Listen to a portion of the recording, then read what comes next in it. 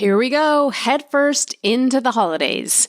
And that means a lot of great things that a lot of us look forward to, but it also can mean some challenging things.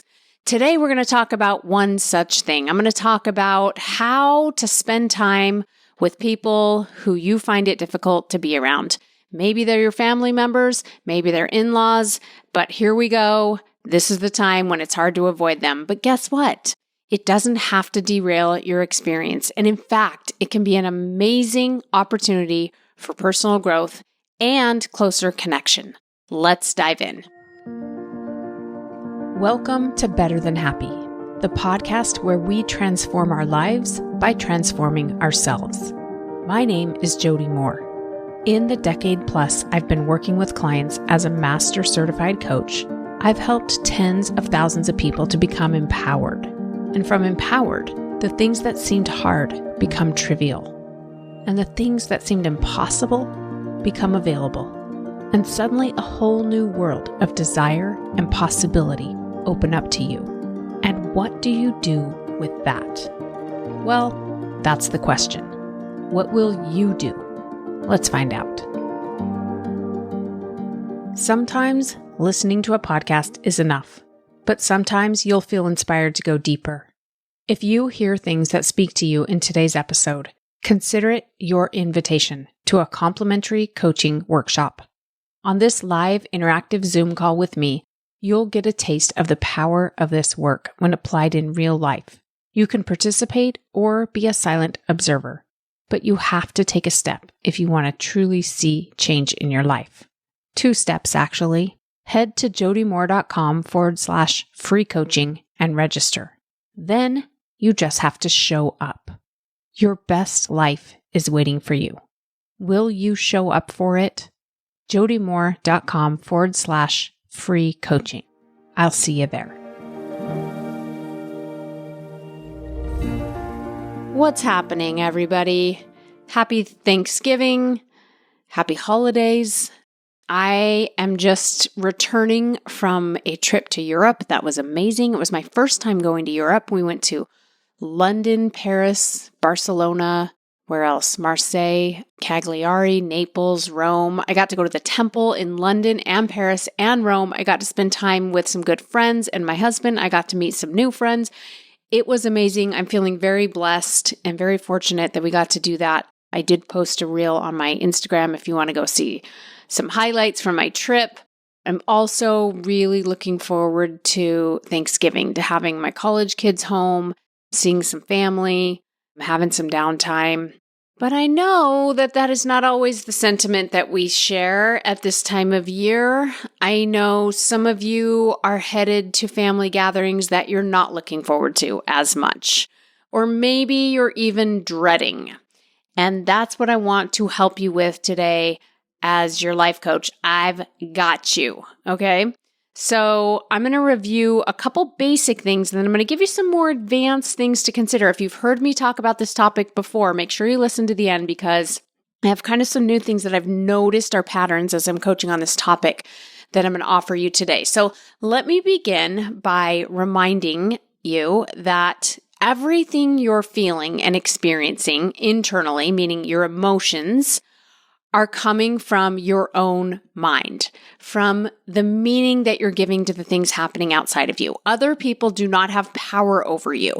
And I'm telling you this because this is the best news I could give you. You have the power over your own emotions because your emotions are created by your thoughts. How do we know this is true? Well, if outside things could create our emotions, then we would all feel the same feelings in any given outside circumstance. So for example, if somebody says to me, "You're so extra," okay, I might laugh and be amused by it. If somebody says to my son, "You're so extra," he might be offended by it because he has an understanding or gives that saying meaning that I may or may not be giving it. Or vice versa. Maybe I'm offended and maybe my son laughs at it. Okay. So those words, even that person's opinion, that person's judgment of me or my child or whoever the person is, their judgment doesn't make us feel anything. Our interpretation of it does. What we make it mean what we are predicting about what this means for our future, what we make it mean about who we are, about the world in general, about our value or our goodness, about our success in whatever it is that we happen to be caring about at the time. And inclusiveness and fitting in with others is a basic human need. So that's going to come into play. So there's a lot of factors, right, involved. But my point is, if that person's opinion or words made us feel something, we would all feel the same thing.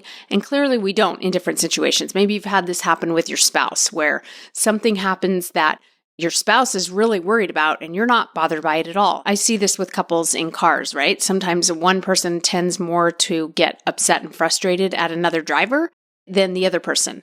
Or maybe you're the one worried about something going on with a child or a distant family member, and your spouse is more laid back and doesn't seem worried about it. This is just proof that what creates our emotions is the meaning that we give to the outside thing, which we call the circumstance, right? The other person, their opinion, their words, etc. It's not the person themselves. So this is important to understand, because if you don't understand this, your brain will give lots of power to things that are outside of your control, namely other people, other people's behavior, other people's opinions, other people's words. Those things are not up to you to control. And this is why we sometimes turn into crazy people trying to manipulate the people around us.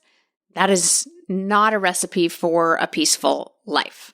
So what you want to do is redirect yourself away from the emphasis on becoming aware of the other person and become more aware of yourself. Okay? It is natural to spin on what they said, what they did, especially when we disapprove of their behavior. We become a little bit more fixated on it. Can you believe she would say that? Can you believe he would behave this way? It's very tempting to indulge in conversations where we're talking to other people, sharing stories of people's bad behavior, especially if the person we're talking to is someone who knows this other person and interacts with them and shares our same opinion.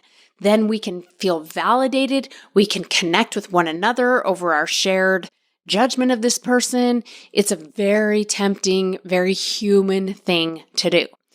And what I want you to do is to simply decide, I'm going to spend less time on that. I don't mean that you have to be completely unaware of other people or lose your humanness, but like, what if I spent less time observing and processing and analyzing and thinking about them, and I spent more time observing, processing, analyzing, and thinking about my own self, my own internal experience? What am I making it mean? And where did I get the idea that this is the best way to behave? Now, this starts to shift us into the second thing I want you to do, okay? Is you become more aware of yourself, less aware of them, and then you decide to understand and recognize that all of our opinions and stories about how people should be are just made up. Okay, now that doesn't mean you have to let go of your opinions. I just want you to loosen your grip on the idea that this is just the right way to be. People should or shouldn't behave in certain ways. Let me give you an example. Sometimes I'll be coaching a client who says something like, well, this person's just really direct. They say whatever's on their mind and it can be really offensive and it can come across abrupt or harsh. And another person might say to me, this person doesn't know how to communicate and they just bottle everything up or they shut down and they're hard to read and they're passive aggressive. So they say one thing, but they mean another. Notice how these two people are describing opposite behaviors, and both of them are describing them in such a way that we'd be like, yeah, that's not good. Shouldn't behave that way, right? But what they're doing is making a case, and we could make the alternative case. To the first person, we could say, well, maybe it's healthy to actually speak up for what's on your mind and to be straightforward and honest. And to the other person, we might say, maybe it's appropriate to censor yourself and to not be unkind. And maybe that's what they're trying to do. So it's all in how we spin it. And we all do this. Every healthy human being on planet Earth is spinning the story to fit their worldview, to make themselves right, and to justify why they're right. That's what we do. And it's okay that we do this. But if you're feeling a lot of misery, if you're suffering and you're committed to your story that this other person in your family is wrong, you're going to just continue to punish yourself.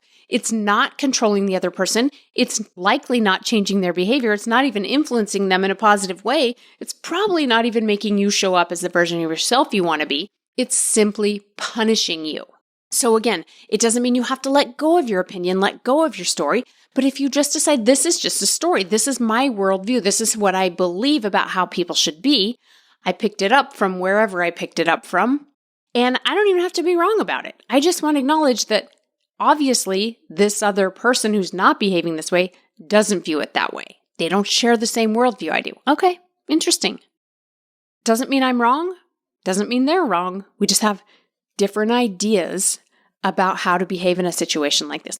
Maybe the other person even would, if they were calm and rational, agree with you that they're not behaving at their best, but they weren't capable of it at the time. They weren't able to behave in the way that they wanted to. And again, what I make it mean is going to create what I'm going to feel in the end. If I make it mean something personal about me, I will feel hurt. Other people can't hurt me. My interpretation that it means something about my value or worth is what hurts, or that it means I'm in some kind of potential risk or danger. That's what feels bad. Okay, now, here's the next layer. Remember I said, if you've heard me talk about this before, stay tuned. So when I teach people that, often if they go and they try it out, and by try it out, I mean you allow yourself to be around the person, and you spend a lot of time noticing your own thinking, noticing your own interpretation and meaning making that you're giving to their behavior. And you just be curious about it. And you become more aware of it than you are of their behavior. That's a great first step. But what I see happen sometimes is then y'all go from judging the other person to judging yourself. And then you come to me saying, I want to behave better. I noticed that I made it mean something personal and I hurt my own feelings. And then I showed up defensive, or I just shut down, or I withdrew, or maybe I lashed out and I reacted back and I became the same, negative version of myself that I was judging them of being in the first place.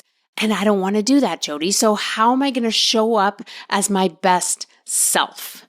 And that is a sentence that I've said a lot of times. How do I show up as my best self? Because how we show up is within our control. How other people show up is not. So it can be a useful thing to focus on. But, this is a big but. Are you ready?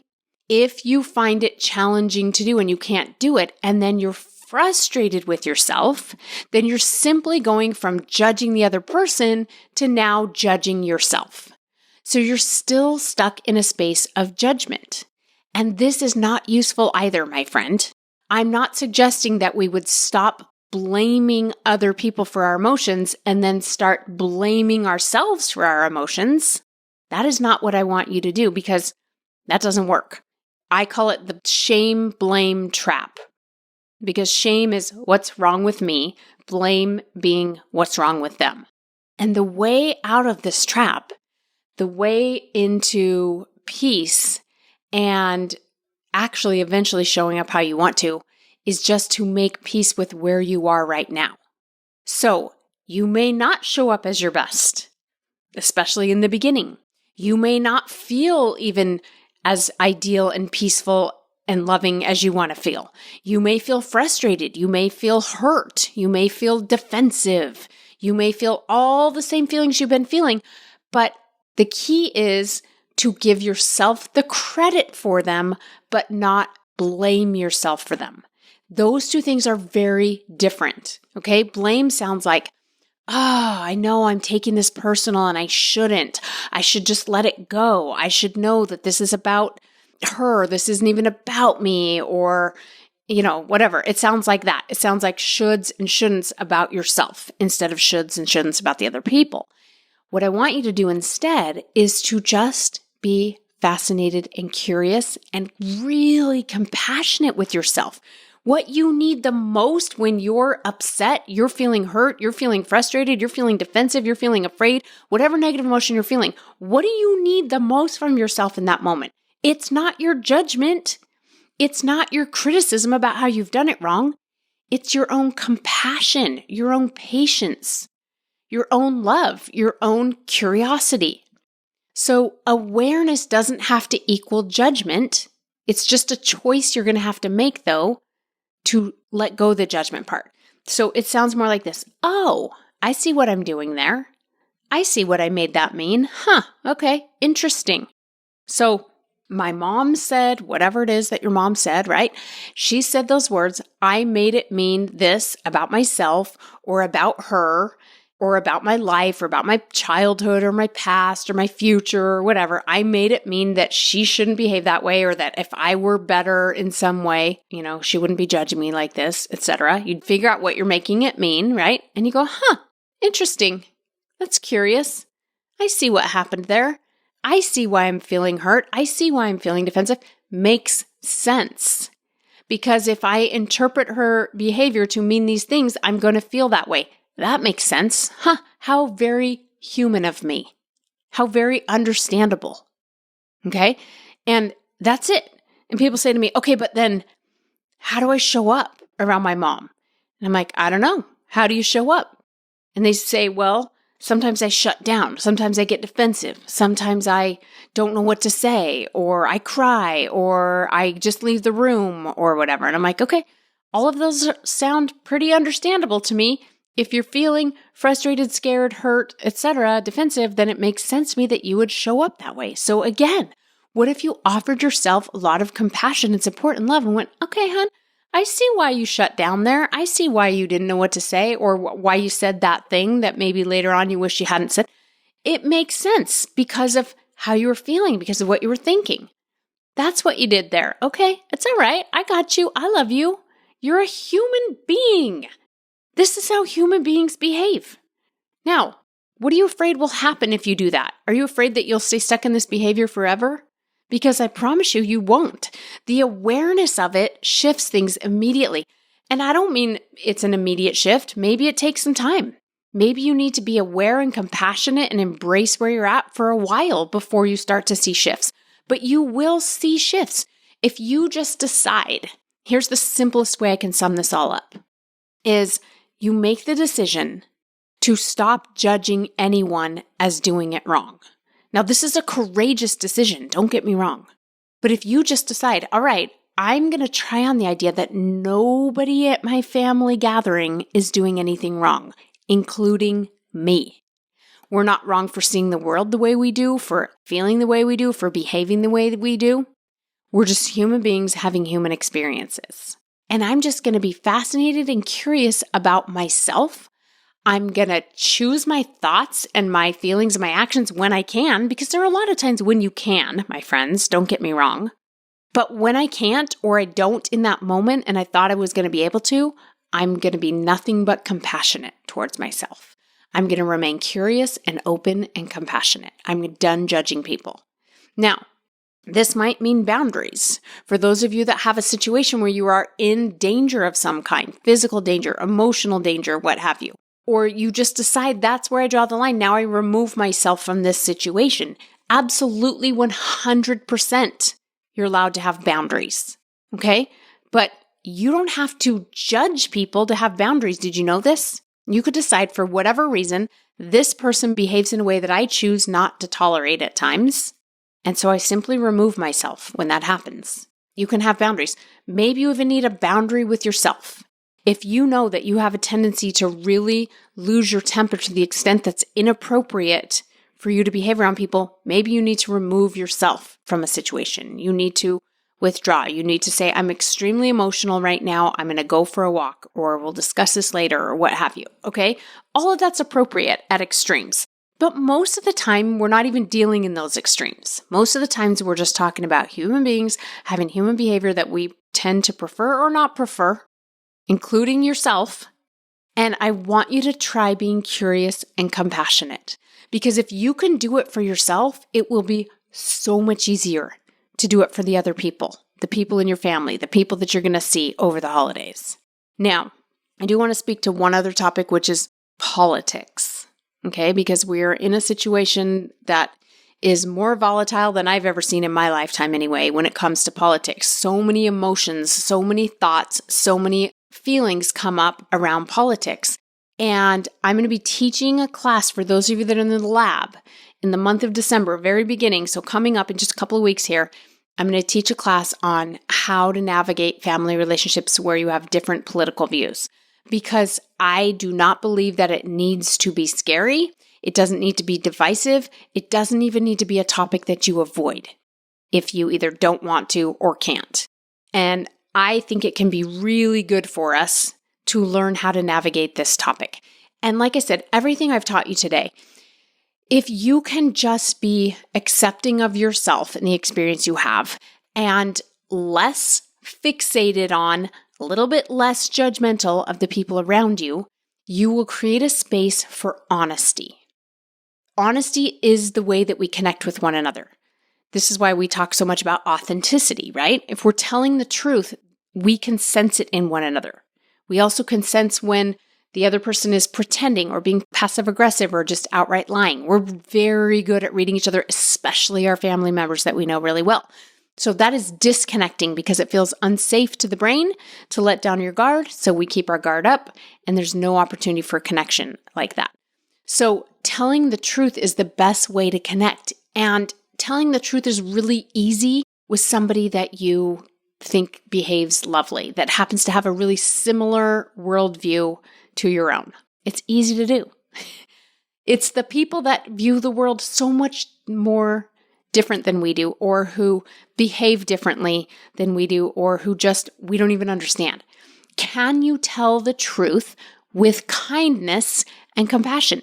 So the truth might be, I'm feeling really upset right now, and so I don't think I want to keep talking about this topic because I might say something I regret. Or the truth might be, I don't even know what I'm thinking right now. I'm just feeling so triggered, and that's not your fault, but I need some time to process it before I can have this conversation. Sometimes that's the truth.